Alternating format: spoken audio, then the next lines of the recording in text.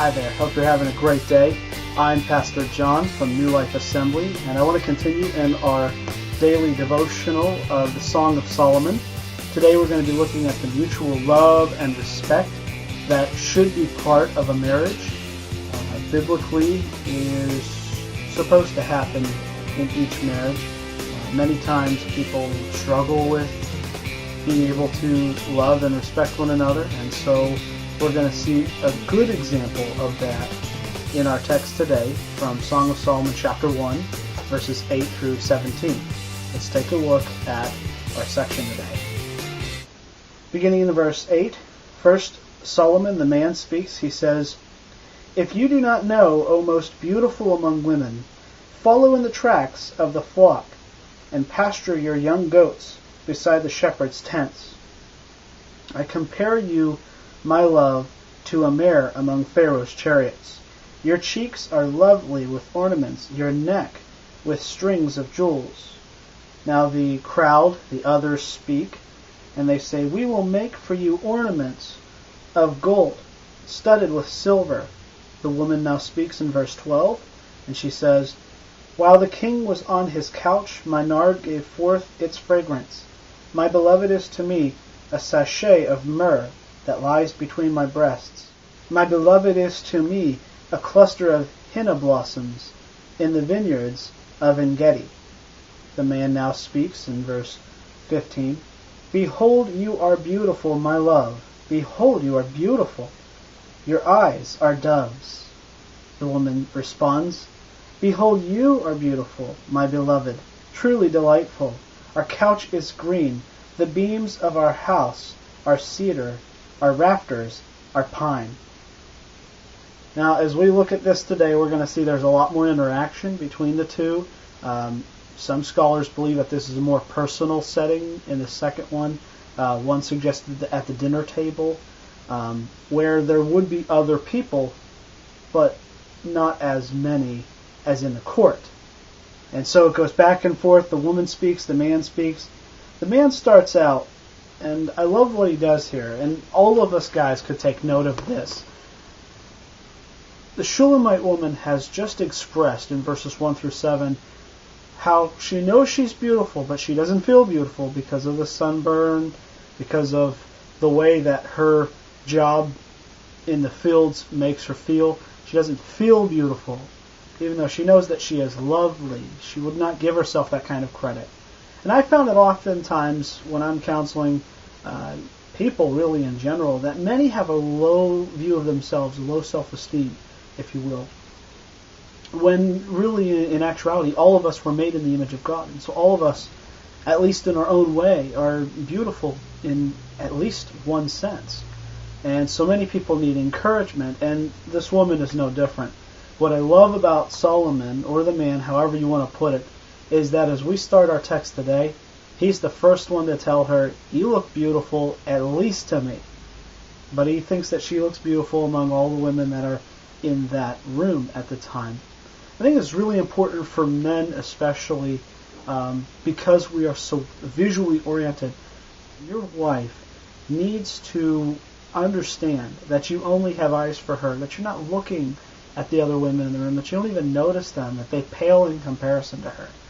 I can tell you that women love to hear that. It gives them a sense of value beyond what anything else you could do would do for them. Some men think, well, but I work so hard all day long, and I think that shows my love.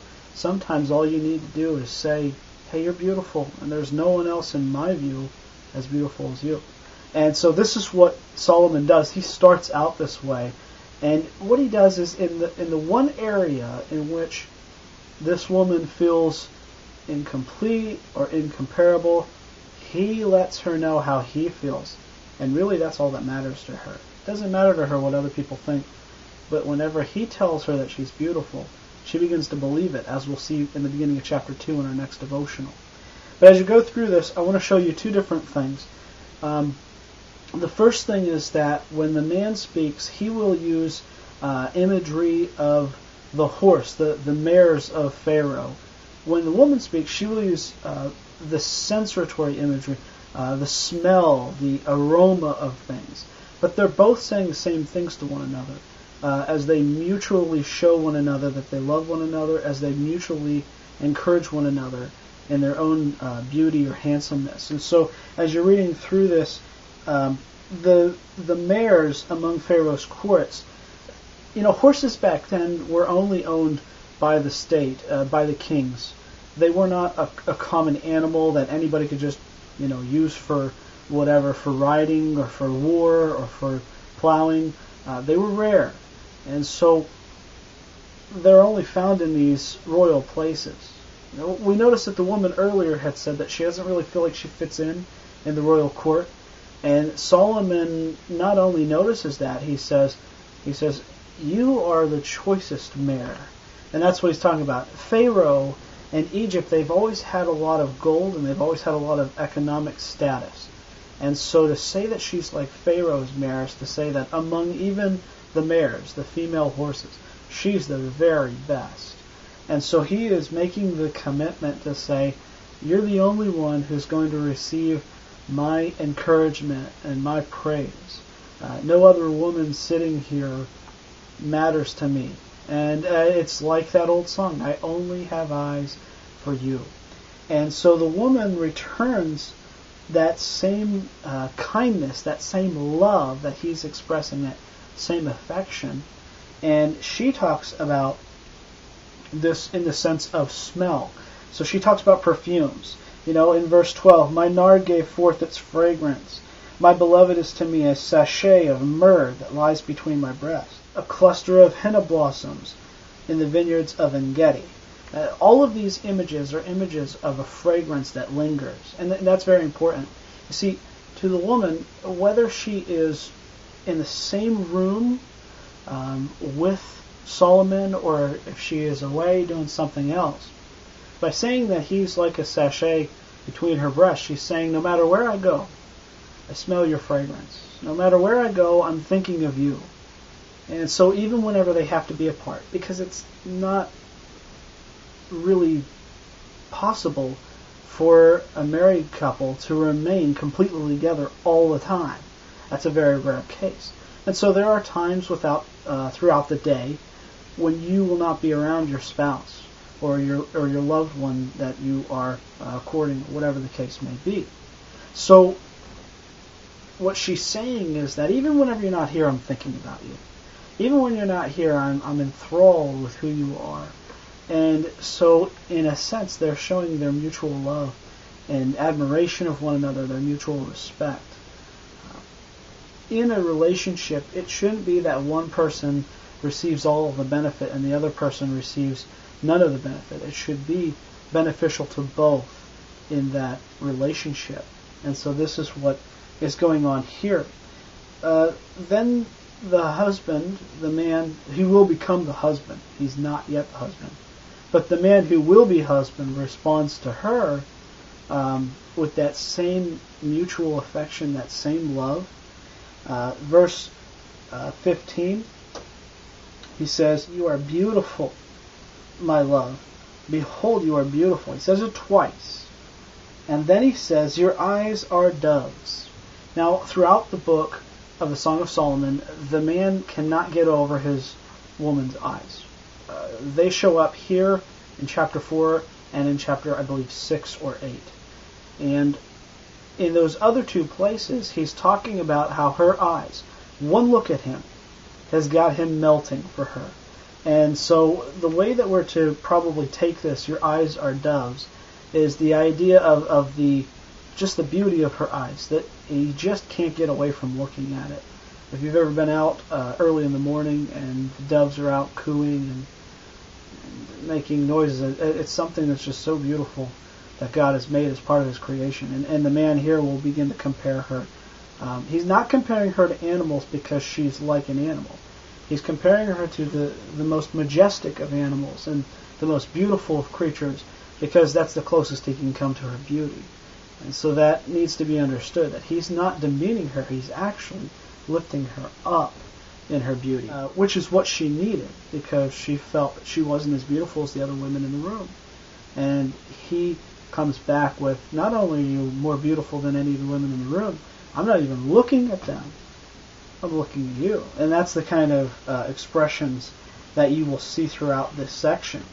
The woman then responds in kind. She says, "Behold, you are beautiful, my beloved, truly delightful. Our couch is green, the beams of our house are cedar, our rafters are pine." And these are expensive house materials. They're not found just anywhere. They have to be specially ordered. Usually only royalty would have beautiful things like these. And so she's pointing to the fact that they both can come together in the royal palace and in the royal areas, that she can fit into his life, even as a commoner, as a peasant. Another point I want to make very quickly about this and then about Christ in the church is simply that when a married couple gets together, they get together because of some kind of commonality. There's something that drives them together. Otherwise, they would never really truly develop a deep friendship before they develop a marriage relationship and an intimate relationship. And so there are differences between you and your spouse. There are things that they like to do that you don't like to do. There are things that you like to do that they don't like to do. And there are times to be unique and allow those things to flow. And there are times whenever your spouse will need to be part of those times. There are other times whenever you'll need to do them just kind of as a hobby, just to get away or whatever the case may be. But in every marriage, even though opposites attract, there needs to be some kind of commonality, something you can do together, something that you can enjoy together. Now for Solomon and Shulamith, it is the fields. Solomon likes to personally shepherd his flocks. So he goes out with them, and this is why she said earlier in verse 7, Where are you having your flocks today? Tell me where you'll be at noon so that we can get together. And he responds in kind in the very next verse, in verse 8, which I skipped over earlier in my talk on our devotion here, is that he responds, you know the place, you know the way, follow the sheep paths. And so she's been there before. She knows where he is. It's almost like they're being playful with one another. She's saying, well, where will you be at midday? Where will you be at noon? And he says, you know exactly where I'll be at noon, and you're more than welcome to join me. And so they have this kind of this flirtatious approach to finding some personal time together in a common thing that they both love to do, or a common thing that in which they probably even met this way in the fields. So there needs to be a commonality in your relationship. How can you be intimate with somebody that you don't have anything in common with?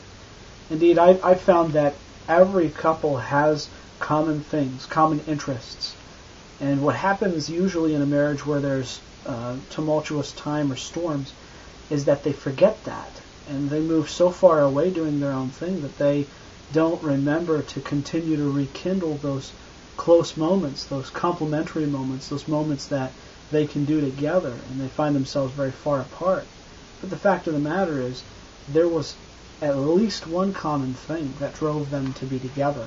And those common things need to be accentuated throughout your marriage life.